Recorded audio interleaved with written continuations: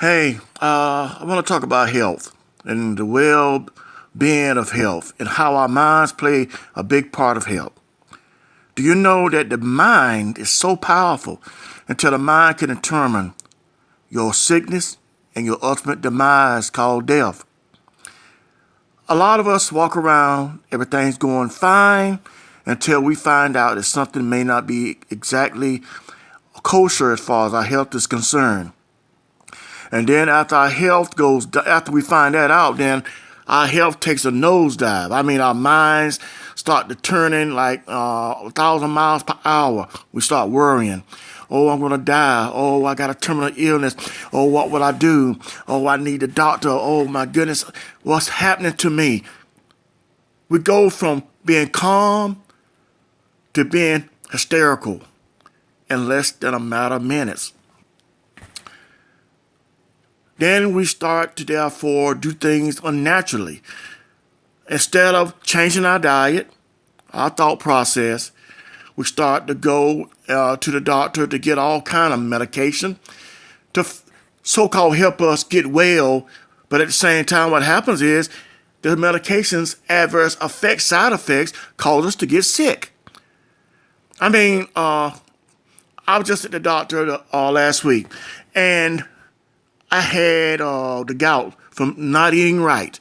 That's my fault. Eating all the wrong foods because it tastes very, very good to me. The taste buds are our number one enemy. Our number one enemy, but we don't realize it. So the doctor tested my blood pressure. It was enormously high, but you know, the pharmaceutical companies make money off of medication being distributed. So the doctor gave me another blood pressure medicine and told me that they wanted me to take it because the blood pressure medicine that I'm on is causing some problem with my kidneys. First of all, let me ask you this. Why would you take something that's going to help you that's going to ultimately destroy you? If so-called fixes one thing, but it tears something else up. I mean, you start off with one blood pressure medication that's supposed to reduce the blood pressure, and then you have to go get on another. You know what the answer to that? You want to know the real answer to that and the solution? Start eating better. Start drinking water. Leave the sugars and the starches alone. And the white salts and the white breads and the white sugars. And bread altogether. Because bread, unless it's spelt bread or Ezekiel bread or some natural bread, it's not good for your body. Okay? The majority of the things that we suffer from are self-inflicted. Headaches, constipation, back pain, arthritis, gout, diabetes, like weakness in the limbs, clogged arteries, a poor circulation. I know that some of the stuff that we suffer from is based off of some of it's genetic. We do have a predisposition if we have family members that have had cancer, diabetes, arthritis, heart trouble, high blood pressure, so on and so forth. I'm not denying that. We are human. And we don't have eternal longevity in this physical body. But what I'm saying is that if we take out the time and we eat the right kinds of food, and we eat a lot of leafy, raw green vegetables and fruits and nuts and berries and stuff like that, and stay away from the McDonald's and the Burger Kings and the Pizza Huts and the Papa John's and the Domino's and the Pizza Inns and, the Red Lobsters and the Bojangles and Kentucky Fried Chickens, the Popeyes and the churches. The Chinese restaurants are death on our bodies with the monosodium glutamate, MSG. Stay away from all of those fatty Spanish foods. I'm not saying that Chinese food and Spanish food is bad. I love it myself. Some of it's very good and some is healthy. But a lot of us don't take time to eat the healthy food. We want the fat, fast, saucy, greasy, salty variety. It's like my mother, she loves vegetables, but I can't eat her vegetables because she loads it up with salt, sugars, fat meat, grease, and cooked it half the day. And I can't eat that kind of food. I mean, my body won't allow it anymore. It never did, but as you get older, the body resists more and more. And we eat this stuff. We eat this pork sausage, the greasy hamburger, the hot dogs and the ice cream, the sodas, like the soft drinks, the pastries, and we wonder why we have what we have. Then we go to the doctor and we complain to the doctor. Well, doctor, I don't feel good today. What's wrong? He's a man and a woman. He don't know no more than you do. Most, to be honest with you, most medical doctors don't know nothing about natural health.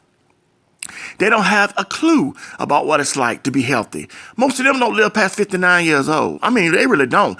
A doctor's lifespan is very short, on average.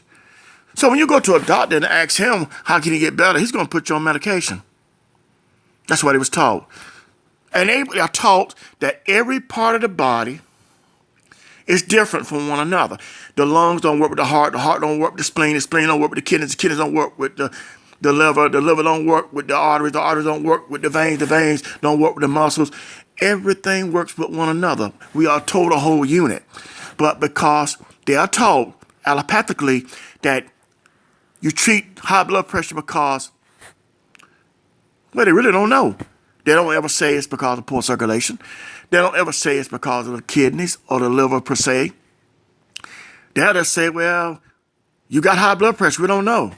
They don't even say that your diet is causing it half the time and tell us to the point where you can't function anymore.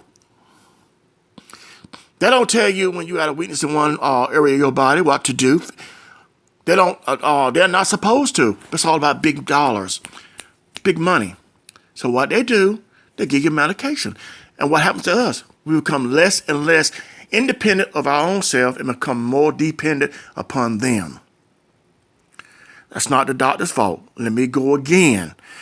We cannot fault the medical profession or the doctor for our bad health. We can only fault them for our bad health when we no longer take care of ourselves, no longer put our own lives in our hands and put it in theirs and allow them to experiment on us. There was a woman that was 102, 103 years old. When I was married, my wife used to take care of her. And the lady had never been to the doctor in her life.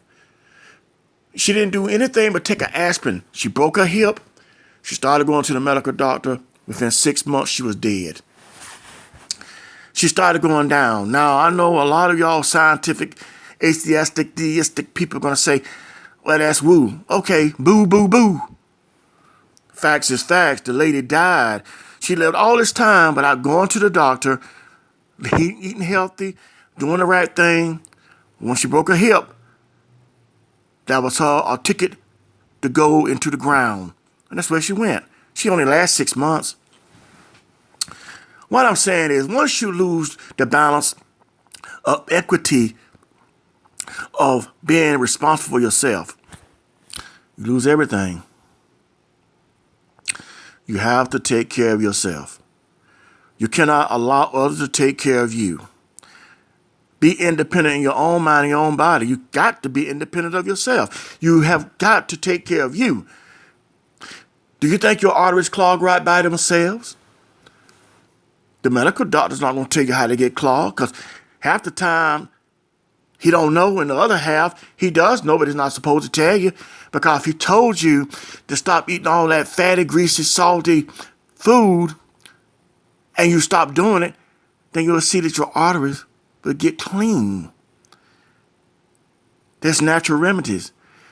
But the scientific, the quasi scientific, field and profession are against that. They're against anything. They all for vaccines and all for drugs and everything like that. They don't believe in eating healthy. That's why I have a big problem with a lot of atheists that I know. They are gun-ho vaccine. They are gun-ho science. They are gun-ho not have responsibility for your own life.